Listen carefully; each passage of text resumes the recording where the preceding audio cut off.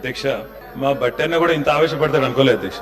ఎందుకంటే వారికి వాస్తవాలు తెలిసి కూడా ఇంత ఆవేశపడి అధ్యక్ష గావు కేకలతో పెడబొబ్బలతో నోటికి గొంతు పెంచి అరిస్తే, గొంతు పెంచి దాడి చేస్తే, మందబలంతో శాసిస్తాననుకుంటే వాస్తవాలు కాకుండా పోవు సార్. పాలమూరులో గంజి కేంద్రాలు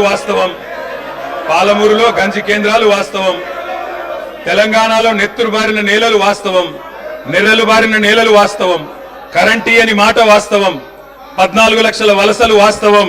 అధ్యక్ష ఇవన్నీ కాంగ్రెస్ పాలనకు తార్కాణాలు అధ్యక్ష, నేను చెప్పడం లేదు అధ్యక్ష. ఎవరో కాదు అధ్యక్ష, గౌరవ ముఖ్యమంత్రి రేవంత్ రెడ్డి గారు మాట్లాడిన రికార్డు అసెంబ్లీలో అధ్యక్ష, కాంగ్రెస్ పరిపాలన గురించి గౌరవ ముఖ్యమంత్రి రేవంత్ రెడ్డి గారు మాట్లాడిన మాటలు వారి మాటలు చెప్తా అధ్యక్ష. వారు చెప్పినారు రేవంత్ రెడ్డి గారు, ఇది 2014 25 జూన్ అధ్యక్ష. వారి మాటలు నేను కోట్ చేస్తా ఉన్నా, అసెంబ్లీ రికార్డు అధ్యక్ష. నేను చదువుకోవడానికి హైదరాబాద్లో ఉంటే నా తండ్రి గారు చనిపోతే మా గ్రామానికి పోయినాను. పద్ధతి ప్రకారం దాన సంస్కారాలు అయిన తర్వాత స్నానం చేసి ఇంటికి పోవాలి. ఎండాకాలం వస్తే ఏ బావిలో కూడా రోజుల తరబడి ఈత కొట్టినామో ఆ బావి ఎండిపోయింది. బోర్ దగ్గర పోయి స్నానం చేద్దాం అనుకుంటే కరెంట్ లేదు. నాకున్న పరిచయాలతో కరెంటే ఇస్తే బోర్ల నుంచి నీళ్లు వస్తలేవు. స్నానం చేయవలసిన సమయంలో నెత్తి మీద నీళ్లు చల్లుకొని ఇంటికి వచ్చినాం అధ్యక్ష. తెలంగాణ ప్రాంతం నిర్లక్ష్యం కావడానికి కారణం కాంగ్రెస్ పాలకులన్న విషయం ఇప్పుడు అర్థమైంది అధ్యక్ష.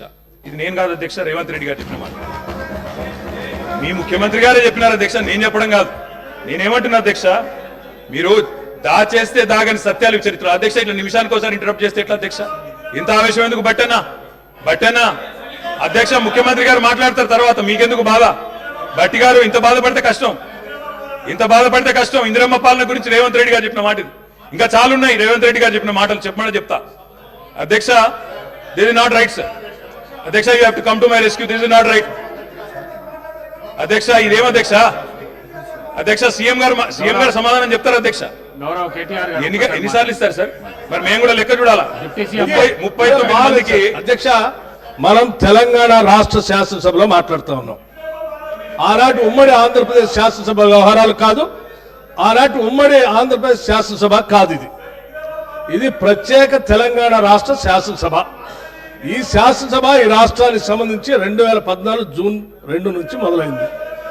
ఈ 2014 నుంచి ఈ రాష్ట్రంలో తీసుకున్న చర్యలు, జరిగిన ఖర్చులు, చేసిన అభివృద్ధి, రాష్ట్ర ప్రజల ఆకాంక్షలు, వాటి గురించి మనం మాట్లాడుకోవాలి. గతం అంతా బాగాలేదనే కదా అందరూ కలిసి కొట్లాడి ఏకగ్రీవంగా తీర్మానం చేసి తెలంగాణ రాష్ట్రం ఇంకా అది చూపించి నేను వాళ్ళతో పోటీ పడతా అంటే నువ్వు కూడా వాళ్ళతో పోటీ పడితే నువ్వు కూడా అట్టే పో. మరి ఏడెందుకు తెలంగాణ రాష్ట్రం గురించి మాట్లాడుతుంది అధ్యక్ష? ఇందిరమ్మ పాలన అంటే అధ్యక్ష 84 వరకు ఇందిరమ్మ పాలన ఉండే సార్. మరి ఇందిరమ్మ రాజ్యం తెచ్చినాం ఇందిరమ్మ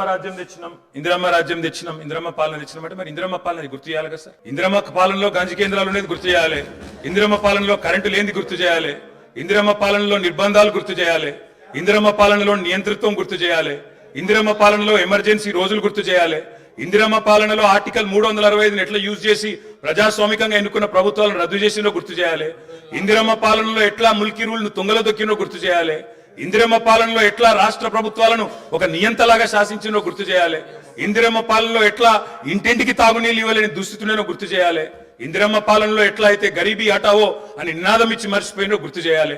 రాజశేఖర రెడ్డి గారిని గుర్తు చేసుకున్నప్పుడు, కిరణ్ కుమార్ రెడ్డి గారిని గుర్తు చేసుకున్నప్పుడు వారు తప్పకుండా మేము కూడా అని చెప్పాలి కదా సార్.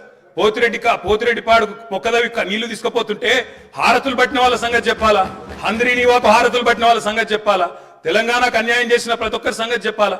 కేవలం సెలెక్టివ్ గా తలుచుకుంటాం, ఇందిరమ్మ పేరు అవసరం వచ్చినప్పుడు తలుచుకుంటాం, లేకపోతే తలుచుకోమంటే ఎట్లుంటుంది అధ్యక్ష?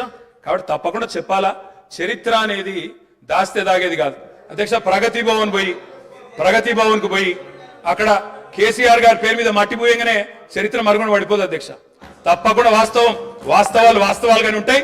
వాస్తవం ఏంది అంటే 50 ఏళ్ల గోస తర్వాత కలిసొచ్చే కాలానికి నడిసొచ్చే కొడుకు కేసీఆర్. తెలంగాణ తల్లిని దాస్య శృంఖలాలు తెంచిన కొడుకు కేసీఆర్ గారు అధ్యక్ష. వాళ్ళ వారు మాట్లాడినారు గవర్నర్ గారు,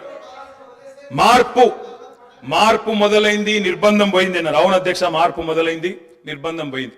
ఎప్పుడు పోయింది అధ్యక్ష నిర్బంధం?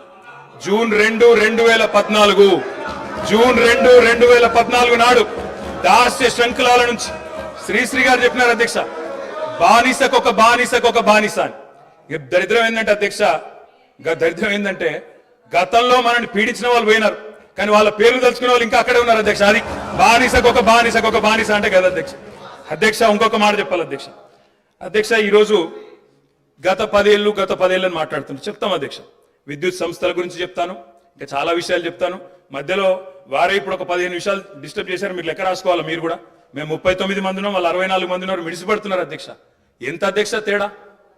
1.85% ఓటు మాత్రమే, 1.85%. అధ్యక్ష ఈ రకమైన మిడిసిపాటు మంచిది కాదు. గౌరవ కేటీఆర్ గారు, సబ్జెక్ట్ డీవియేషన్ కాకుండా నేనేం అవ్వలేదు సార్, ఆయన చెప్పిన దానికే చెప్తున్నా. మిమ్మల్ని అక్కడ కూర్చోబెట్టారు అంటే చెప్తున్నా అధ్యక్ష, ఎక్కువ తేడా ఏం లేదు సార్, మిడిసిపాటు వద్దని చెప్తున్నా సార్. అధ్యక్ష, నీళ్లు, నిధులు, నియామకాలు, ఇది మా ఉద్యమ నినాదం. దాన్నే అధ్యక్ష వారు సమాధానం ఎట్లా చెప్తారు చెప్పండి సార్, సమాధానం ఎట్లా చెప్తారు? Leader of the house.